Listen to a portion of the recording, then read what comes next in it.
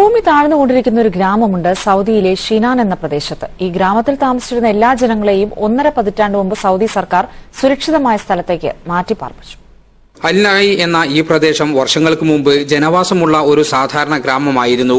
ഭൂമി താഴ്ന്നുകൊണ്ടിരിക്കുന്നു എന്നതാണ് ഈ ഗ്രാമത്തിൽ കണ്ടുവരുന്ന അസാധാരണമായ പ്രതിഭാസം.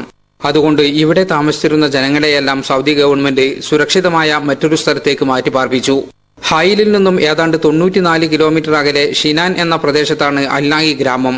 നൂറ്റാണ്ടുകൾക്ക് മുമ്പ് വെള്ളം കയറി ഭൂമി താഴ്ന്നു പോയ അടയാളങ്ങൾ ഇവിടെ കാണാം.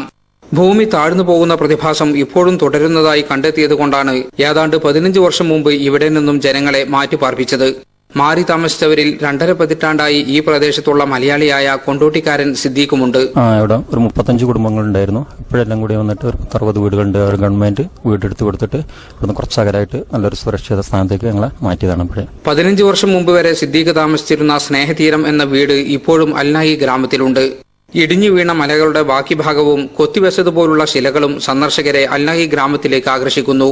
മതിയായ നഷ്ടപരിഹാരം നൽകിക്കൊണ്ടാണ് നിരവധി കുടുംബങ്ങളെ ഗവൺമെന്റ് ഇവിടെ നിന്നും മാറ്റിപ്പാർപ്പിച്ചത്. ഇവിടെ പല ഭാഗത്തും ഇപ്പോഴും ഭൂമി സാവധാനം താഴ്ന്നുകൊണ്ടിരിക്കുകയാണ് എന്നാണ് അനുഭവസ്ഥർ പറയുന്നത്. ഷിനാനിൽ നിന്നും ജലീൽ കണ്ണമംഗലം, ഏഷ്യാനെറ്റ് ന്യൂസ്.